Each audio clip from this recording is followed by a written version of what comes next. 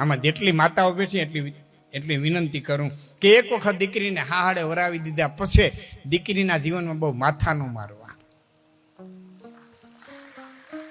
એના ભાગમાંથી વડાવી દીધી, એમાં બહુ માથા ન મારવા. અને દીકરીઓને વિનંતી કરું છું, બાપ હારે ગયા પછી લીંબુનું પાણી જેમ ભળી જાય એમ ભળી જાય. જો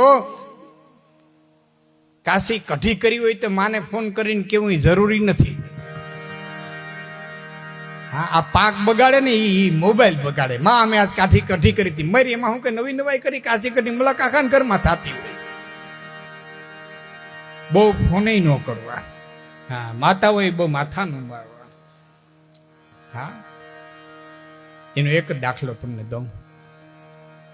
બાપ ગમે એટલો સગવડતા વાળો હોય, ભાઈ ગમે એટલો સગવડતા વાળો હોય, પણ હાહરિયાને સુખે સુખી અને હાહરિયાને દુઃખે દુઃખી એ આપણી હિન્દુસ્તાનની સંસ્કૃતિની દીકરીના લક્ષણ છે. અને એનો મોટો દાખલો હોય તો ઈસવીસન 1031માં ભયંકર દુકાળ પડ્યો અને તમામ છે પોતાના ઢોર નભાવવા માટે થઈ અને ઠેઠ થરપાકરની ધરતી ઉપર ગયા.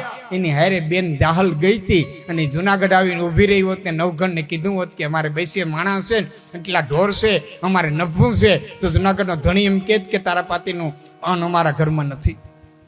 પણ દીકરી આવી નહીં જુનાગઢ, પોતાના કુટુંબ ફેરી ગઈ. આ મોટો દાખલો કે દીકરીને સુખ હોય કે દુઃખ હોય, હાહરિયામાં જે હોય એને લાખનું ગણી રહેવું. બાકી તો આવવા વાળું જવા વાળું છે, કાળની રમત છે.